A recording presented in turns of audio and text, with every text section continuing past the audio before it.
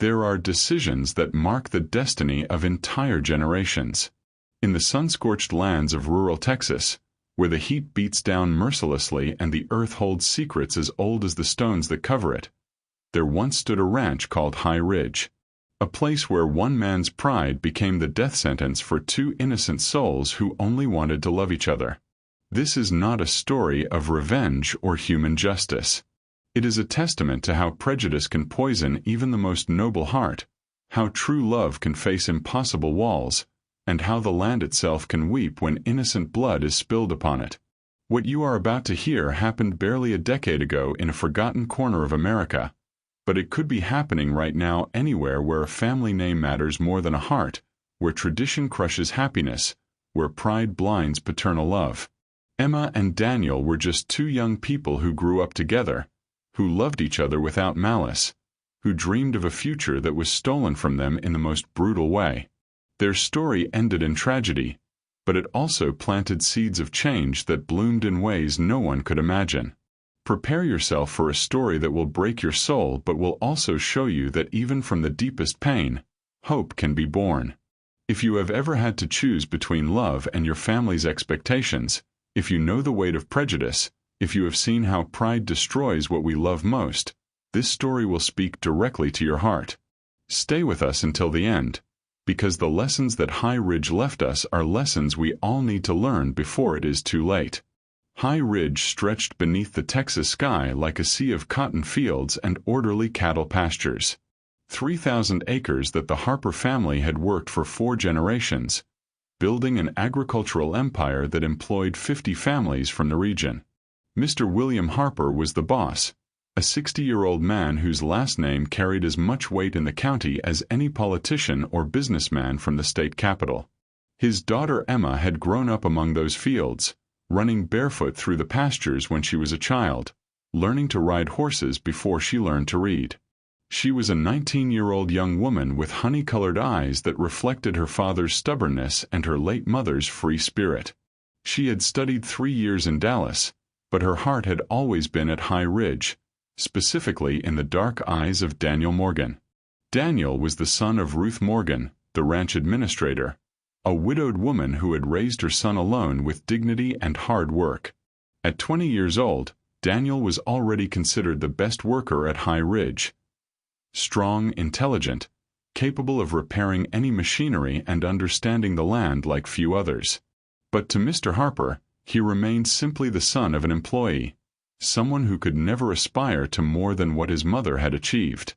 What Mr. Harper did not know was that Emma and Daniel had been loving each other in secret for years. They had been childhood friends, playmates until she was sent to study in the city.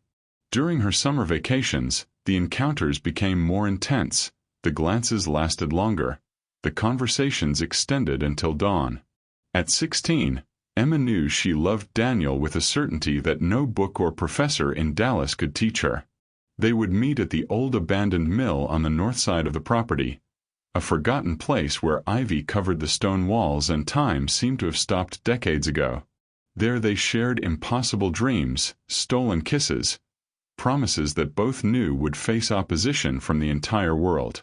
"Someday your father will have to accept it," Daniel would say, holding Emma's hands in his.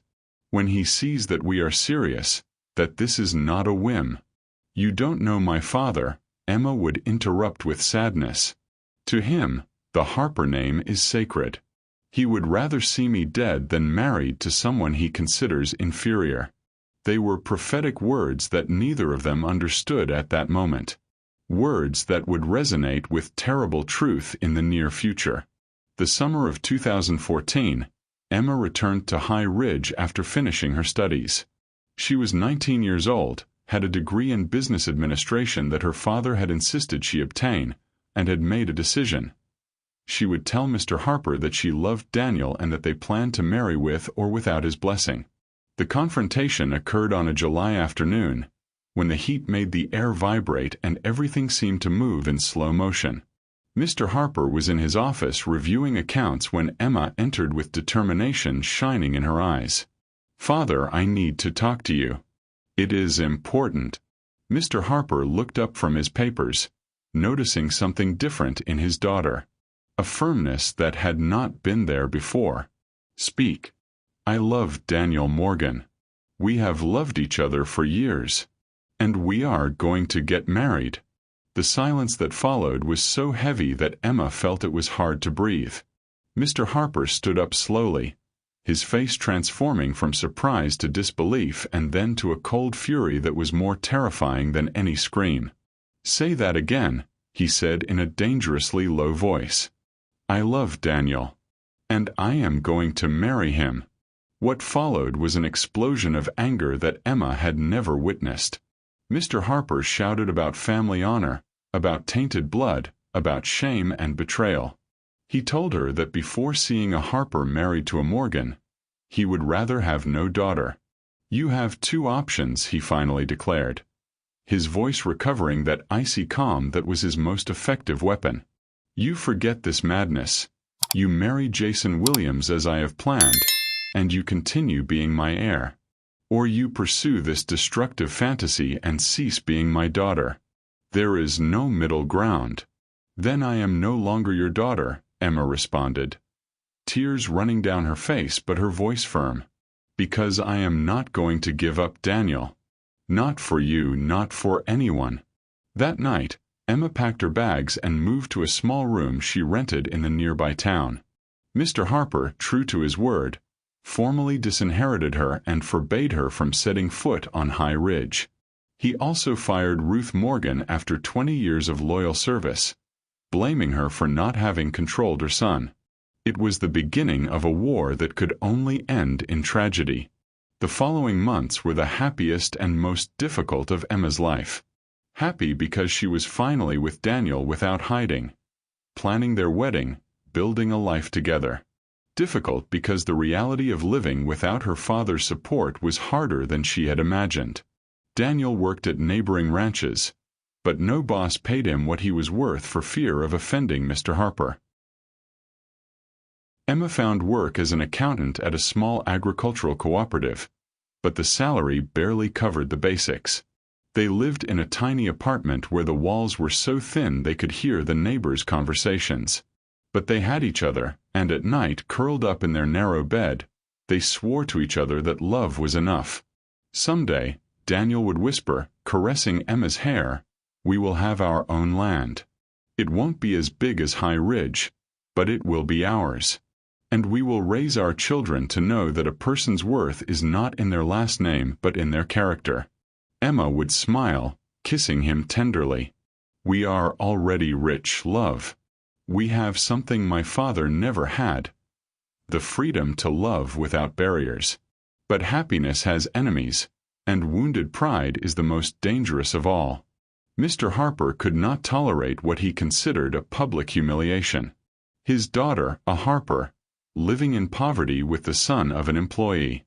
The gossip in town, the looks of pity or mockery from other ranchers, everything was like acid in the open wound of his pride. He tried to use his influence to destroy them economically. He pressured Daniel's employers until they fired him.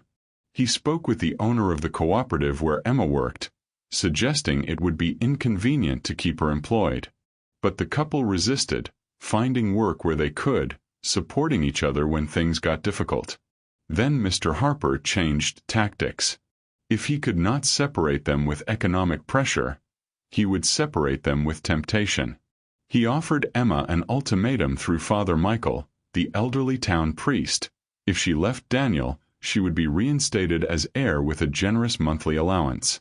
If she married Jason Williams, son of a neighboring rancher, she would also receive a dowry of $200,000. "It is a fortune," Father Michael told her gently, visiting her in her apartment. "You could live comfortably, help others, do a lot of good with that money." "Father," Emma responded with sadness, "what good is all the gold in the world if I lose my soul in the process? Daniel is my soul. Without him, I am just an empty shell with a full bank account." The priest nodded with understanding. He had seen enough marriages in his 50 years of service to know that what Emma and Daniel shared was rare and precious. "Then I will pray for you, child. And for your father. who does not see what he is destroying. The wedding was set for August 15th, Assumption Day, at the small-town chapel. It would be simple, without luxuries, but filled with love. Ruth Morgan, despite her own precarious situation after losing her job, insisted on paying for Emma's wedding dress. Some loyal friends from town offered to prepare the reception at a local restaurant. But 3 days before the wedding, everything changed. The afternoon of August 12th was suffocating. The heat had reached 104 degrees and not even a breeze moved the thick air. Daniel had gone to High Ridge one last time, not to work but to pick up some tools that his mother had left when she was fired. Mr. Harper had sent him a message through a worker that he could come get them. It was a trap, of course. But Daniel, in his honesty, did not see it coming. He arrived at dusk, when the sun painted the pastures gold and shadows stretched like dark fingers over the earth. Mr. Harper was waiting for him at the old mill, the same place where Daniel and Emma had shared so many moments of love. There was a cruel symmetry in that which Mr. Harper had not planned but which fate seemed to have orchestrated. "You came," said Mr. Harper when Daniel entered the ruined mill. The older man was standing next to a box with tools, but there was something in his posture, in the way his hands were tucked in his jacket pockets, that made Daniel instinctively stop. "Mr. Harper, I came for my mother's tools." "Of course. But first I want us to talk as men." Daniel nodded cautiously. "Speak. How much?" The question floated in the charged air. "How much would it cost for you to disappear from my daughter's life?" $50,000. $100,000. Name your price." The insulting offer hit Daniel like a slap. "There is no price. Emma is not merchandise that can be bought or sold." "Everything has a price," Mr. Harper insisted, pulling a hand from his pocket. In it he held an old revolver, the same one his grandfather had used to protect the ranch decades ago. "Even life has a price, and I am willing to pay the price of eliminating the obstacle that prevents my daughter from returning to her proper place." Daniel stepped back, fear freezing his blood. "Mr. Harper, please. Put down the gun. We can talk. There is nothing left to talk about. My daughter has become a disgrace to the Harper name. She lives in poverty, working like a common farmhand, all because of you. You corrupted her, took advantage of her youth and naivety." "That is a lie. We love each other. She chose to be with me of her own free will." "She chose wrong," said Mr. Harper, raising the weapon. "And I am going to correct that mistake." The shot echoed throughout the valley. Birds fled from nearby trees in panic. The echo bounced between the hills like a cry from the earth itself. Daniel fell backward, his hand uselessly pressing the wound in his chest, his eyes wide with surprise and pain. He tried to speak, to form Emma's name with his lips, but only blood came out. In less than a minute he had died. Mr. Harper stood there, looking at the body, the gun still smoking in his hand. And in that moment, the reality of what he had done began to penetrate the armor of his pride. He had killed a man. Not in self-defense, not in an uncontrollable burst of passion, but with cold, calculated premeditation. And that man was his daughter's love. He heard voices in the distance. Workers who had heard the shot and were coming to investigate. Panic seized him. He dragged Daniel's body toward a ditch covered with brush at the edge of the mill and hid it as best he could. Then he fled, the weapon tucked back in his pocket, his shirt stained with blood that he hoped to hide in the growing darkness. But someone else had heard the shot. Someone who knew that place better than anyone because there she had loved and been loved. Emma had gone to the mill carrying a basket of food, wanting to surprise Daniel. When she heard the shot, she ran with her heart beating wildly, praying to God that it was not what her instinct told her it was. She arrived at the mill just as her father was leaving, and their eyes met in a moment frozen in time. She saw the blood on his shirt. She saw the revolver in his pocket, and she understood with terrible clarity what had happened. "What did you do?" Her voice was barely a whisper, but it carried the weight of a world destroying itself. "Emma, I had to do it. It was for your own good. Where is Daniel?" The scream tore through the night. Mr. Harper did not respond. He did not need to. Emma ran past him, entering the mill, searching frantically. She found the trail of blood leading to the ditch, and there he was. Her Daniel, his lifeless eyes staring at the sky, his shirt soaked in red. The sound that came from Emma was not human. It was the howl of a soul splitting in two. She threw herself on Daniel's body, embracing him, begging, pleading for him to wake up. But he would not wake up. Her love, her future, her reason to breathe, was gone. Mr. Harper approached, trying to touch his daughter's shoulder. "Emma, you have to understand." She turned with a fury so intense that Mr. Harper stepped back. Her honey-colored eyes now burned with a hatred he had never seen in her. "You killed the man I loved. You killed the father of your grandchild." The words hit Mr. Harper like bullets. "What? I am pregnant. 2 months. We were going to tell you after the wedding, thinking that maybe that would soften you." Emma laughed, a broken and terrible laugh. "But now you have killed not only Daniel but also the future of your own blood." Mr. Harper staggered, the weight of his actions finally crushing him. A grandchild. His family continuing, even if it was with Morgan blood mixed in. And he had destroyed everything with his own hands. Emma stood up, her clothes stained with Daniel's blood. "I am going to make sure you pay for this. I am going to scream the truth until the whole world knows what kind of monster you are." "Emma, wait." But she was already running toward town, toward the sheriff, toward the justice her love deserved. Mr. Harper was left alone with Daniel's body and the unbearable weight of what he had done. And in that moment, the earth beneath his feet seemed to tremble, as if High Ridge itself rejected the innocent blood that had been spilled upon it. The investigation was quick. Mr. Harper confessed everything, his lawyer arguing defense of family honor, an anachronistic concept that still had some weight in rural courts. He received 8 years in prison, a sentence many considered absurdly lenient for what was clearly premeditated murder. But Mr. Harper's true sentence did not come from human judges but from the land he had loved his entire life. The fields of High Ridge began to wither. The cotton stopped producing. The pastures dried up.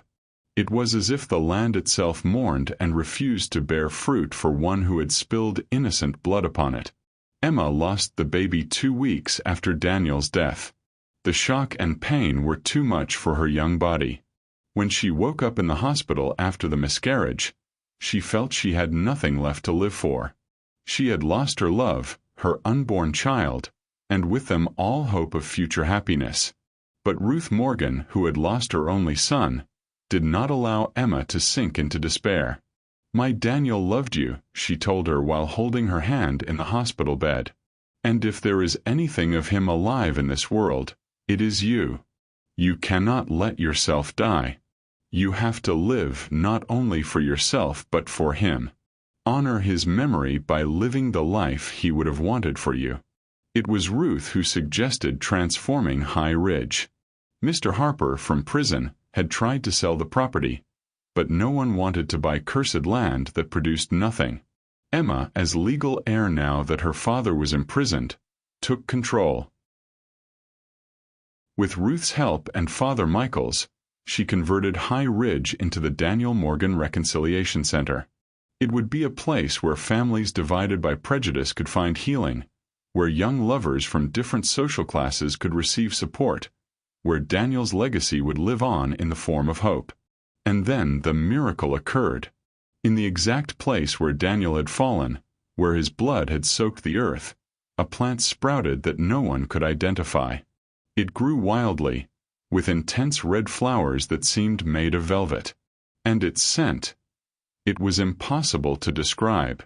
Sweet, melancholic like love itself distilled into perfume. Now, if you are enjoying this story, remember to hit like, support our work by subscribing to the channel and activating notifications to receive alerts when we publish new videos. Leave your opinion on the topic discussed. Stay with us and discover the surprising ending that awaits us. The flowers spread, creating a path from the mill to where Emma had established the center. Scientists came to study them but could not classify them. Religious people spoke of a miracle. Skeptics spoke of rare genetic mutation. But everyone agreed on one thing. The flowers had extraordinary properties. Tea made from their petals healed emotional wounds, helped couples in conflict find peace, gave hope to those who had lost it. Mr. Harper was released from prison 5 years later, a completely broken man. The pride that had defined him his entire life had turned to ashes. When he arrived at High Ridge, he barely recognized it. Where his fields of glory had once been, there was now a center full of people, laughter, love. Emma received him at the entrance, not with hatred as he expected, but with a quiet sadness that was somehow worse. "Father, Emma, I did not expect you to receive me. I do not receive you as a father. That man died the night you killed Daniel. I receive you as anyone else who comes here seeking healing, because you clearly need it." In the following months, Mr. Harper lived in a small room in what had been his own house.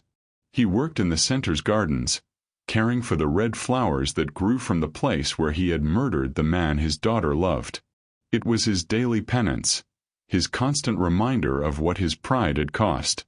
One night, a year after his release, Emma found him crying next to the flower path. It was the first time she had seen him cry in her life. She sat next to him in silence.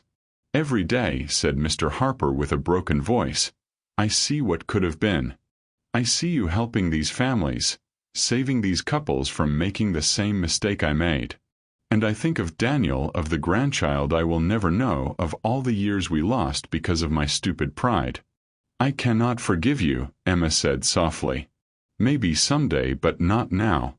The pain is still too fresh." "I know. I do not ask for forgiveness.